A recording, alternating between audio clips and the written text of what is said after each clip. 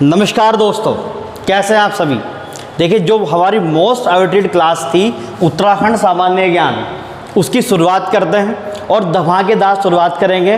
तो जैसे कि मैंने आप लोगों से पूछा था कम्युनिटी गाइडलाइन पर कि आप लोग किसको पहले चाहते हैं उत्तराखंड में, तो देखिए मैंने दो तरीके से काम करने के लिए सोचा है कि मैं दोनों ही क्लासेस एक साथ लेके आऊँगा। उत्तराखंड का इतिहास एक साथ चलाएंगे हम लोग, इसके साथ साथ हम बीच बीच में एक दो क्लासेस जो उत्तराखंड के अन्य टॉपिक है, जैसे जनजातियाँ ले ली, परिवहन ले लिया, यहाँ पे जो भी कुछ भी धन संपदा है या जो भी कुछ है, धातु है, अधातु है, खनिज पदार्थ हैं, जो भी कुछ है, उन सब चीज़ों को हम एक तरीके से देखते चले जाएंगे।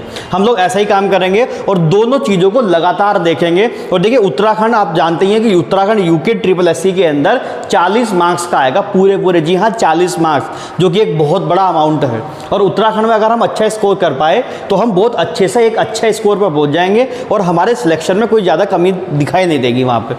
ठीक है, तो चलिए उत्तराखंड की अपनी पहली क्लास आज शुरू कर रहे हैं हम लोग कि उत्तराखंड की प्रमुख पुरा प्रजातियां, उससे शुरुआत करेंगे। लेकिन उससे शुरुआत करने से पहले मैं थोड़ा सा आपको बताना चाहूँगा कि जो उत्तराखंड है, तो उत्तराखंड में जो इतिहास है, खासकर इतिहास की जब हम बात करते हैं तो इतिहास को जानने के कुछ स्रोत होते हैं।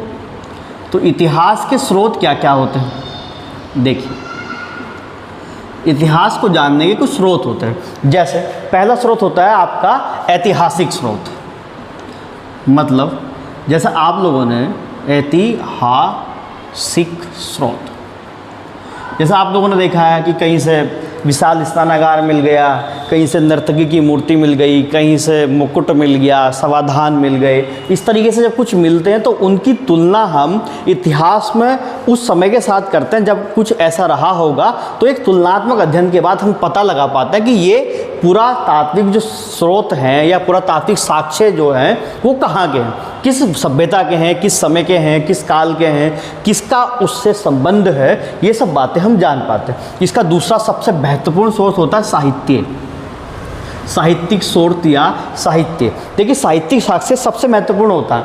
मान लें कि हम किसी चीज़ के बारे में या किसी भी जाति के बारे में, किसी वस्तु के बारे में आज लिखते हैं और वो आज से हज़ारों साल के बाद पढ़ी जाती है तो हमें उसके बारे में जानकारी मिलती है। तो इतिहास को जानने का दूसरा सबसे अच्छा तरीका होता है साहित्यिक स्रोत। इसके अलावा अभिलेख हमारे पास होते हैं, हम अभिलेखों के माध्यम से भी चीज़ों को जान पाते हैं।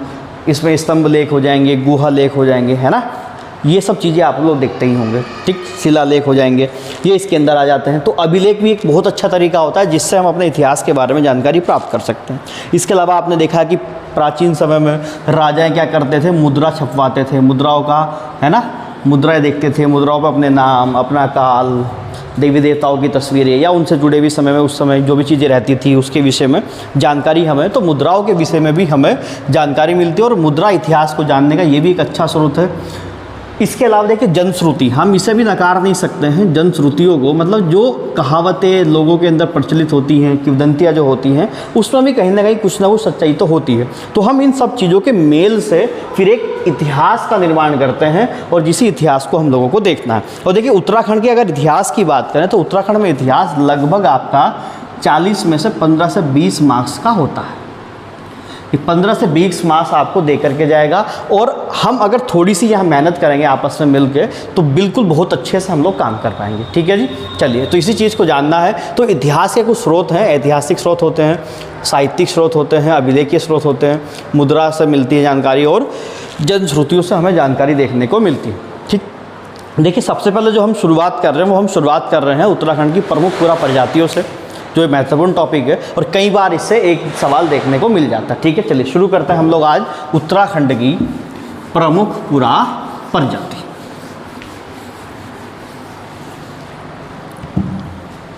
तो आप लोग हेडिंग लगा लेंगे मेरे साथ, उत्तराखंड की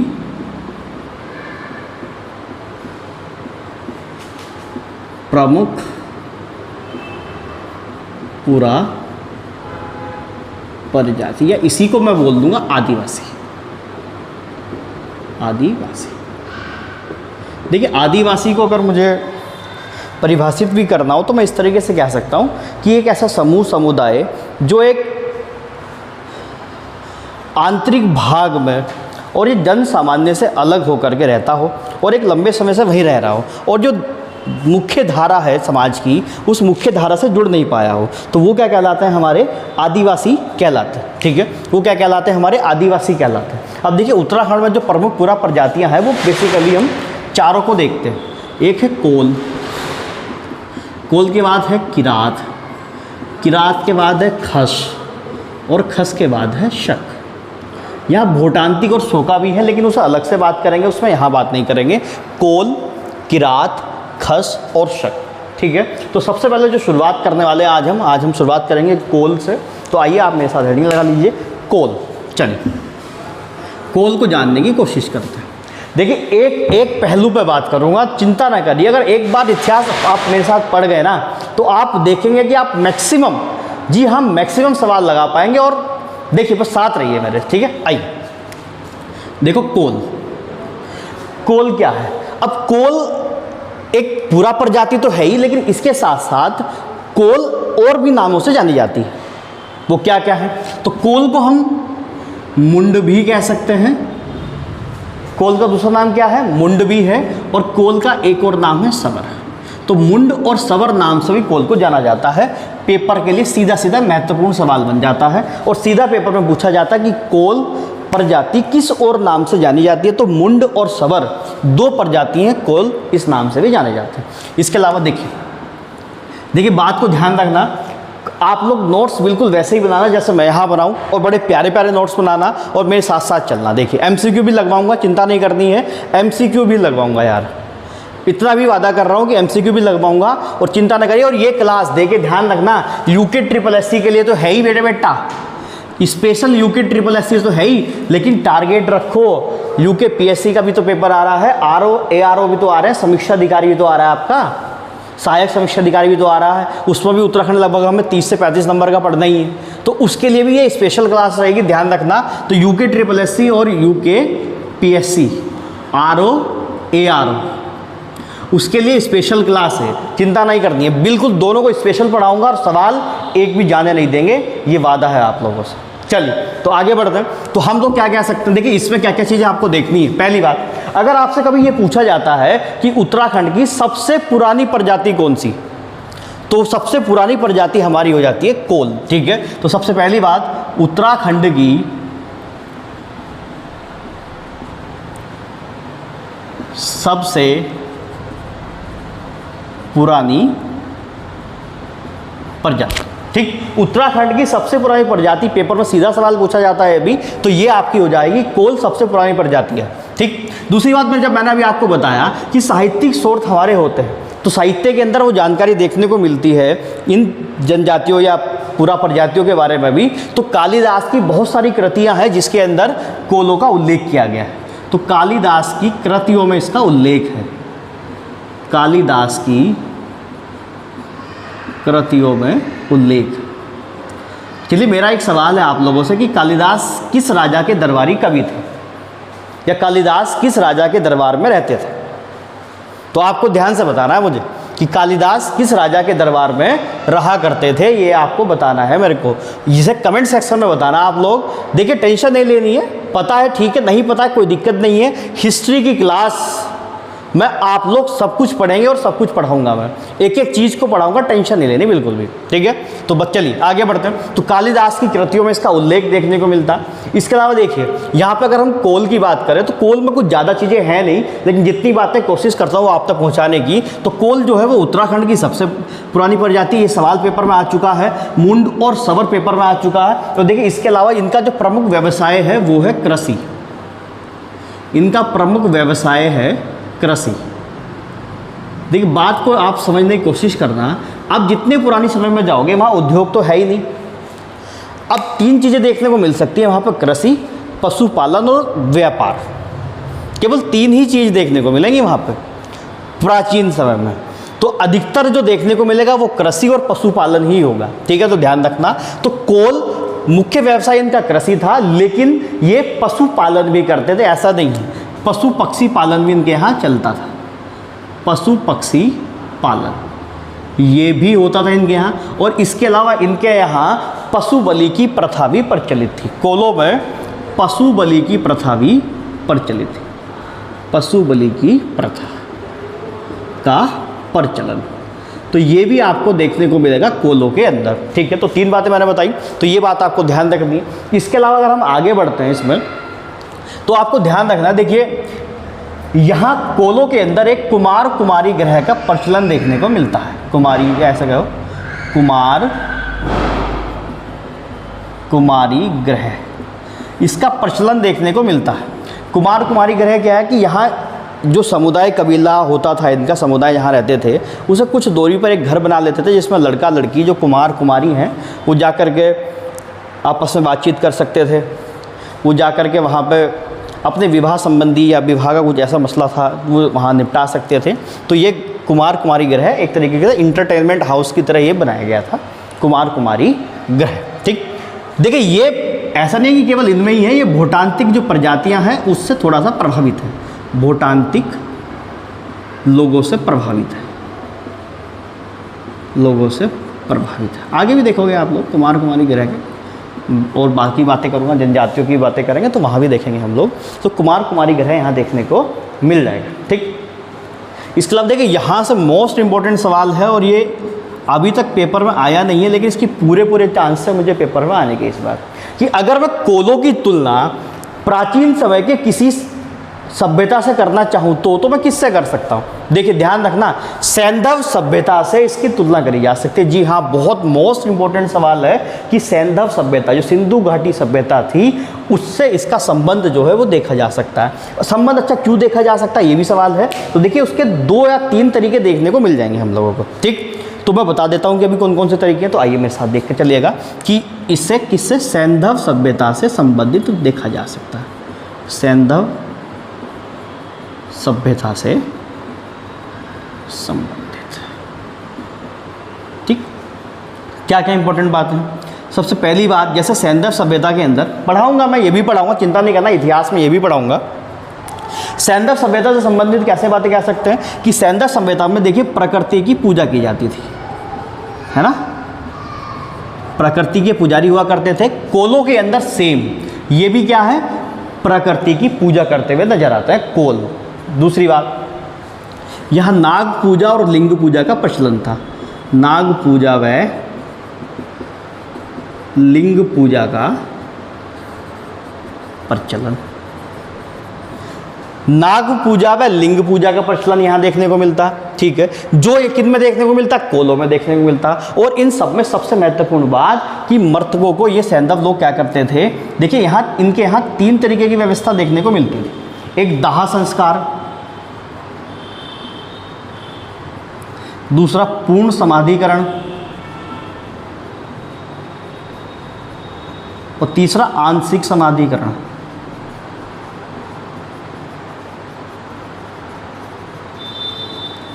तो 3 तरीके की व्यवस्था देखने को यहां मिलती है, एक दाह संस्कार, दूसरा पूर्ण समाधिकरण और तीसरा आंशिक समाधिकरण। देखिए मैं थोड़ी सी तुलना कर दूं तो दाह संस्कार आप जानते ही होंगे हिंदू धर्म से मिलता जुलता संस्कार है।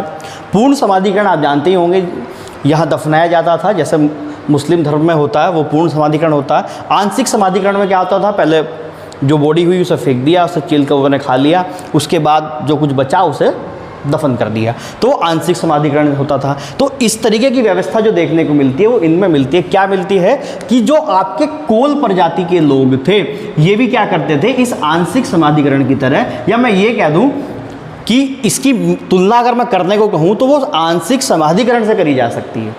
मतलब ये भी क्या करते थे, जो मृतक लोग हुआ करते थे उसे खुले में फेंक देते थे। ठीक है, कोल भी क्या करते थे, मृतकों को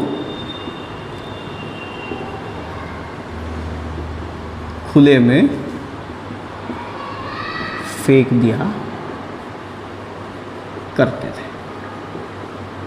ठीक, ये लोग भी क्या करते थे, मृतकों को खुले में फेंक दिया करते थे। ठीक, तो ये कोल कुल मिलाकर के इतनी बातें हैं। इसमें लास्ट एक चीज़ बची है, उसे ध्यान से देखेंगे। क्या है, आप नोट करके लिखना चाहो तो बता सकते हैं कि देखिए आप जानते हैं कि उत्तराखंड की जो सीमा है वो नेपाल से भी लगती है, और नेपाल से सीमा लगने के कारण तो अगर मैं यहाँ कोलों की बात करूँ तो आप ये बता सकते हैं कि जो कोल हैं वो क्या है यहाँ पे, तो नेपाल में कोलीय गणतंत्र के शासन की जानकारी मिलती है। ठीक, नेपाल में इसकी जानकारी मिलती है। नेपाल में कोलीय गणतंत्र की जानकारी मिलती। ये इंपॉर्टेंट सवाल हो सकता है कि कोलीय गणतंत्र की जानकारी किस देश से मिलती है, तो नेपाल से मिलती है। तो देखिए यहाँ इसमें मैंने बातें बताई ये सब कोलों से जुड़ी हुई हैं। इसमें जो सबसे महत्वपूर्ण है वो मुंडी सवर है, पेपर में आ चुका है। उत्तराखंड की सबसे पूरा प्रजाति है, पेपर में आ चुका है, ध्यान रखेंगे। प्रमुख व्यवसाय कृषि से, इसके अलावा पशु बलई की प्रथा इनमें जो है वो प्रचलित है, इंपॉर्टेंट बात है।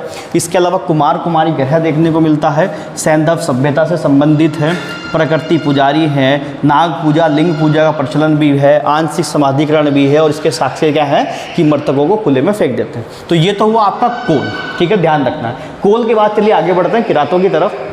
अगली हमारी प्रजाति है किरात। देखिए बहुत प्यारे प्यारे नोट्स बनाना आप यार, बिल्कुल। देखो जो लोग चाहते हैं ना कि हम लोग आगे बढ़े, तो वो कृपया करके मेहनत से पढ़िए। देखो आपका सपना जो आपने देखा है वो सपना केवल आपका नहीं, उस सपने में आपके माँ बाप, आपके भाई बहन, आपकी फैमिली, सब कुछ उसमें जुड़ी हैं, आपके शिक्षक, आपके मित्र, सब जुड़े हैं उसमें। तो आप पूरी मेहनत करना अच्छे से काम करने की यार, हम लोग पूरी कोशिश करेंगे आपको अच्छे से पढ़ाने की, है ना। चलिए आगे बढ़ते हैं। अगली है कोल के बाद किरात, ठीक, कोल के बाद किरात। देखिए किरात, जैसे कि आपने देखा था कि कोल को मुंड और सवर कह सकते थे, उसी प्रकार किरात को किन्नर या कीर बोलते हैं। किन्नर या कीर, किन्नर या कीर। किरात को क्या बोलते हैं? किन्नर या कीर बोलते हैं। देखिए तो सबसे पहली बात तो ये आती है कि किरात बोलते किसे थे, ध्यान रखना, बहुत इंपॉर्टेंट बात है। क्या कि गंगा की घाटियों में जो लोग निवास करते थे उन्हें किरात बोला जाता था। तो किरात जाति किसे बोलते थे? प्रत्येक क्षेत्र में गंगा की घाटियों के निवासियों को, ठीक, गंगा की घाटियों के निवासियों को किरात कहा जाता था। गंगा की घाटियों के निवासियों को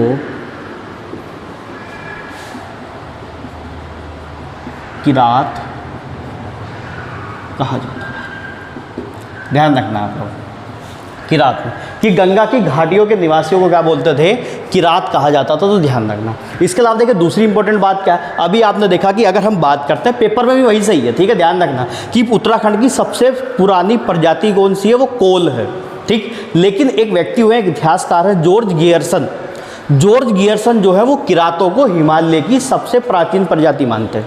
ध्यान रखना, अगर पेपर में सवाल आया कि जॉर्ज गियर्सन के अनुसार उत्तराखंड या हिमालय की सबसे प्राचीन जाति कौन सी है, तो वो किरात होगी, कोल नहीं होगी, ध्यान रखना, ठीक है।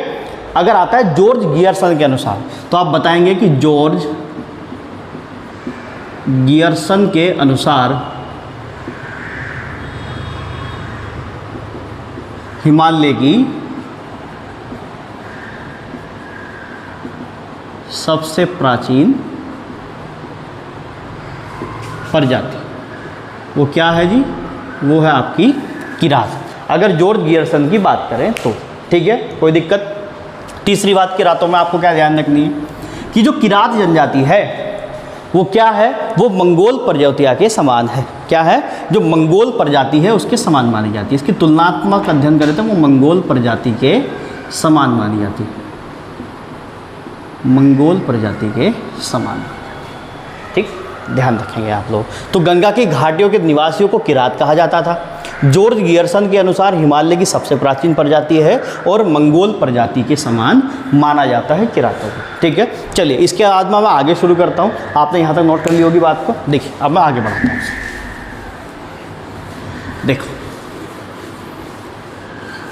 क्या, अब देखिए मैंने जैसा कि आपको बताया था कि सबसे अच्छे सोर्स होते हैं साहित्यिक सोर्स। तो यहाँ जो जानकारी मिलती है वो महाभारत से भी मिलती है यहाँ में, और वो रामायण से भी मिलती है।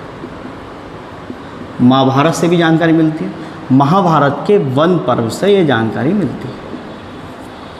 महाभारत के वन पर्व से हमें किरातों की जानकारी मिलती है। वो क्या जानकारी मिलती है वो चर्चा भी करूँगा आप लोगों से, ठीक है। अभी केवल इतना बताना है कि महाभारत के वन पर्व से ये जानकारी देखने को मिलती है कि किरात भी कुछ थे। देखिए रामायण से भी इसके साक्ष्य मिलते हैं।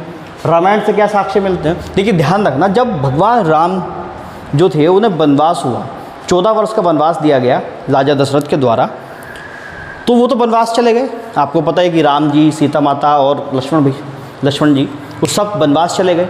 लेकिन उसके बाद जो वहाँ उनके कुलगुरु थे जिनका नाम था महर्षि वशिष्ठ, तो महर्षि वशिष्ठ को ऐसा लगा कि जब राम ही राज्य में नहीं है, राम ही अयोध्या में नहीं है, तो मेरा क्या काम है यहाँ पर, मैं रुक कर के क्या करूँगा। देखिए, अपने प्रभु के प्रति जो समर्पण होता है वो हम इस बात से सीख सकते हैं। हमेशा अगर आपको आगे बढ़ना है तो अपने गुरु के प्रति समर्पण रखिए। जैसे कि अब आ भी रहा है 5 सितंबर आ रही है, शिक्षक दिवस आ रहा है, तो गुरु के प्रति समर्पण होना अनिवार्य है। चर्चा करेंगे इस बारे में, 5 सितंबर को चर्चा करेंगे इस बारे में। देखिए, रामायण में जो गुरु थे उनका नाम है उनका महर्षि वशिष्ठ जो थे, तो महर्षि वशिष्ठ को लगा कि यार अब मैं यहाँ रह करके करूँगा क्या, क्योंकि राम ही नहीं है। तो कहते हैं कि महर्षि वशिष्ठ उस समय वहाँ से निकल करके पहाड़ में आए और पहाड़ में वो कुछ लोगों के साथ रहे। और वो लोग कौन थे? वो किरात ही थे, क्योंकि इसका जो वर्णन किया उन्होंने तो वो किरातों से उनकी वेशभूषा, उनका रहन सहन, उनका सब कुछ सामाजिक व्यवस्था वो किरातों की तरह मिलती है। इसका जिक्र इन्होंने किया है महर्षि वशिष्ठ ने। लगभग वो लंबे समय तक इनके साथ रहे। राम जी जब वापस आए थे तो राम जी ने पूछा कि गुरु वशिष्ठ कहाँ हैं, तो उन्हें पता चला कि वो तो पहाड़ चले गए हैं, उत्तराखंड आए हैं।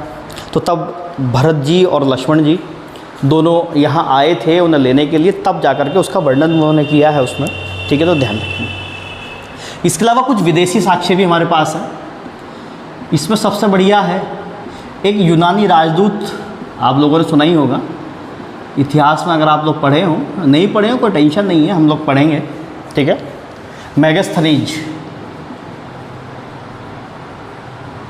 जिनकी एक पुस्तक है जिसका नाम है इंडिका।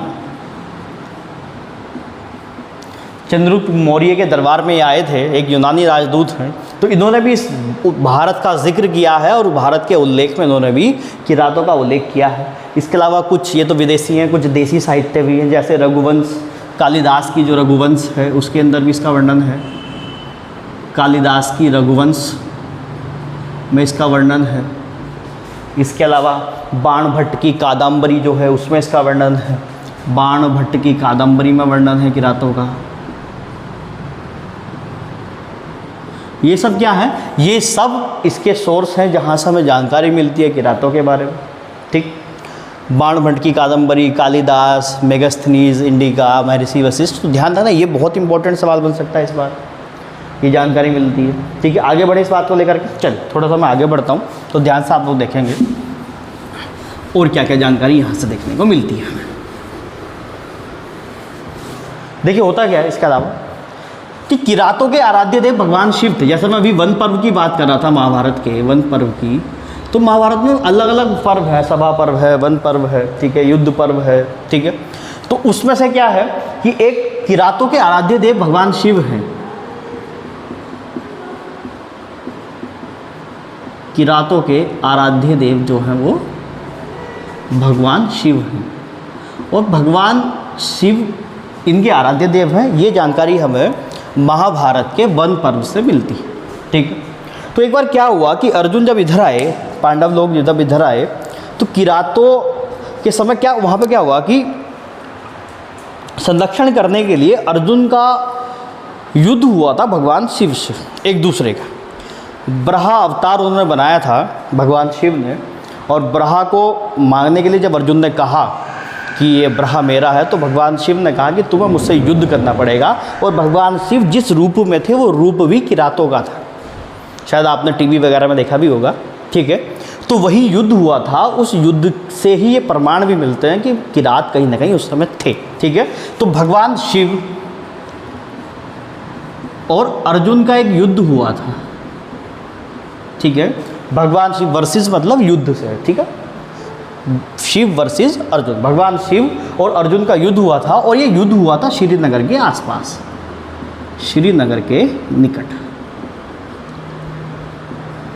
श्रीनगर के निकट ये युद्ध हुआ था। और इस युद्ध को एक नाम दिया जाता, इंपॉर्टेंट है, तुमुल संग्राम। क्या कहा गया था? तुमुल संग्राम। पेपर में सीधा सवाल बनता है कि तुमुल संग्राम कहाँ हुआ था? तो श्रीनगर के निकट हुआ था। इसके अलावा किस किस के बीच हुआ था, तो भगवान शिव और अर्जुन के बीच हुआ था, तो ध्यान रख सकते हो। अब देखिए यहाँ तुमुल संग्राम की जगह एक तीर्थ स्थान बन गया है, आपको पता ही है भारत में कोई भी घटना होती है वहाँ मंदिर तो बन ही जाना है, तीर्थ स्थान तो हो ही जाना है ना। तो तुमुल संग्राम है, तीर्थ स्थान बन गया वहाँ पर, जिसे विल्लभ केदार बोलते हैं। मोस्ट इम्पोर्टेंट है विल्लभ केदार। आपने केदारनाथ सुना है और भी चीज़ें सुनी है, लेकिन विल्लभ केदार मोस्ट इम्पोर्टेंट है कि विल्लभ केदार कहाँ पर है, तो ध्यान रखेंगे श्रीनगर के आसपास है। और देखिए श्रीनगर जिस नदी के तट से बहता है, या कौन सी नदी श्रीनगर से बहती है, तो उसका नाम है अलकनंदा। ध्यान रखना जी अलकनंदा के बारे में, वहाँ से जो बहती है उसका नाम होता है अलकनंदा। और दूसरी बात ये है कि अलकनंदा कहाँ से निकलती है, ये आप मुझे कमेंट सेक्शन में बताएंगे अगर आप जानते हैं। नहीं जानते हैं तो घबराना नहीं है, मैं बिल्कुल बताऊंगा, डिटेल से पढ़ाऊंगा, एक एक चीज़ पढ़ाऊंगा, अच्छे से पढ़ाऊंगा यार, ठीक है। बस आप दिल से जुड़िए हमारे साथ, ठीक। श्रीनगर अलकनंदा के किनारे पे है। इसके अलावा इसी को शिव प्रयाग के नाम से भी बोला जाता है। किस नाम से? शिव प्रयाग के नाम से भी इसे जानते हैं, तो इसे ध्यान रख सकते हैं, इसे शिव प्रयाग के नाम से भी जानते हैं। बात क्लियर है? तो विल्लभ केदार, श्रीनगर, ये सब चीज़ें यहाँ पे हुई हैं, ठीक। अब देखिए इससे आगे अगर हम बढ़ेंगे, यहाँ तक तो कोई डाउट नहीं है किसी को, थोड़ा सा आगे बढ़ता हूँ, मैं लेकर के चलता हूँ। देखिए जब ये महाभारत का यहाँ पर पर्व हुआ या महाभारत के युद्ध की बात हुई, तो महाभारत के युद्ध के समय एक आर्यों के बारे में आपने सुना होगा, आर्य थे ना, तो आर्य श्रेष्ठ लोगों को बोला जाता था। तो आर्य लोगों ने क्या किया, उन्होंने पहाड़ की तरफ आना स्वीकार किया कि अपनी जान बचाने के लिए किधर की तरफ जाएं, पहाड़ की तरफ जाएं। तो आर्य किधर आए, पहाड़ों की तरफ आए। आर्यों ने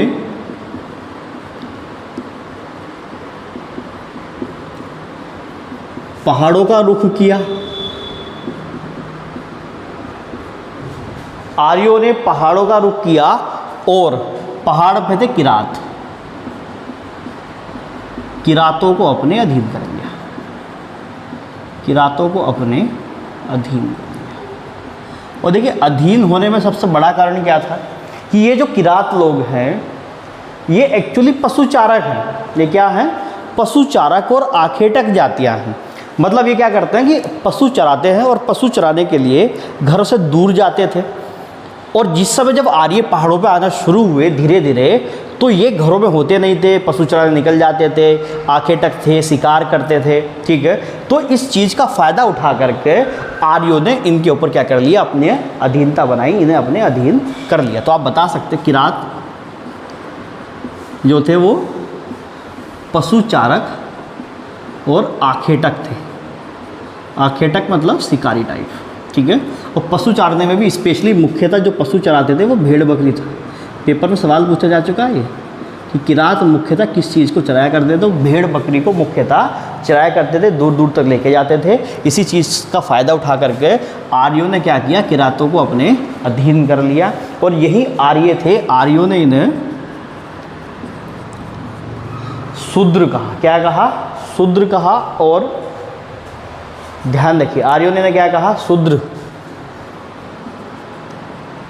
ऐसे कह दीजिए, आर्यों ने इन्हें शूद्र और अशूद्र दो कैटेगरी में बांट दिया, एक शूद्र और दूसरे अशूद्र। देखिए ये सवाल भी पेपर में आ चुका है कि किसने किरातों को शूद्र और अशूद्र में बांटा, तो वो आर्य थे। ध्यान रखना, इंपॉर्टेंट सवाल है, ठीक।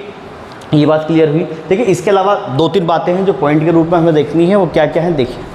यहाँ तक तो क्लियर है, दो तीन बातें इसमें और जान लीजिए। देखिए इसी जाति को, जैसा हमने बताया कि किरात को किन्नर या कीर बोलते हैं, वही स्कंद पुराण के केदार खंड में इन्हें भिल के नाम से पुकारा गया है। स्कंद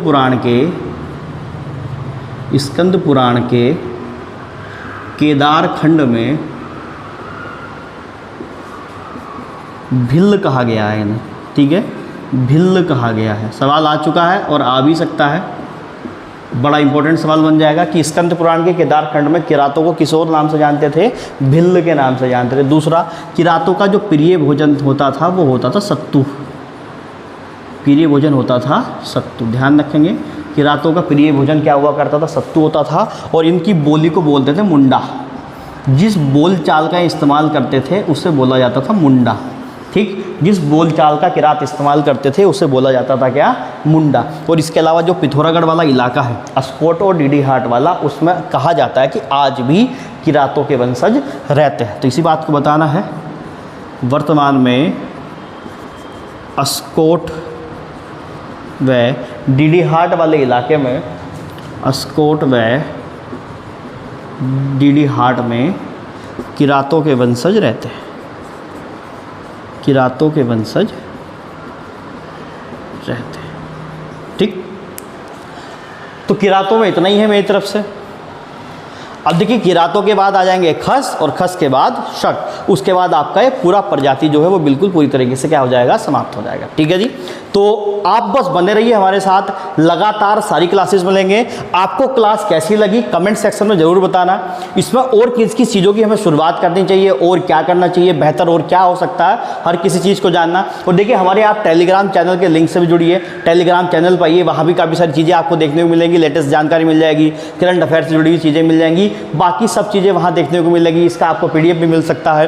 लेकिन आपको मैं सजेस्ट करूँगा कि आप लोग अच्छे से इसके नोट्स बनाएं, प्यारे प्यारे लिख के, बड़े अच्छे से समझ के। एक बार बात समझ में नहीं आती है दोबारा वीडियो को देखिए, लेकिन बस लगातार काम करते रहिए। देखिए, लगातार क्लासेस आएंगी, लगातार आ रही हैं। अगर आपने एक दिन भी मिस करा तो आप पीछे रह जाएंगे। और आपको पता है कि इस बार नौकरी की बाढ़ है, सभी लोग ले लीजिए बस नौकरी। ठीक है, चलिए मिलते हैं फिर हम लोग अगली क्लास में। तब तक के लिए बहुत बहुत धन्यवाद।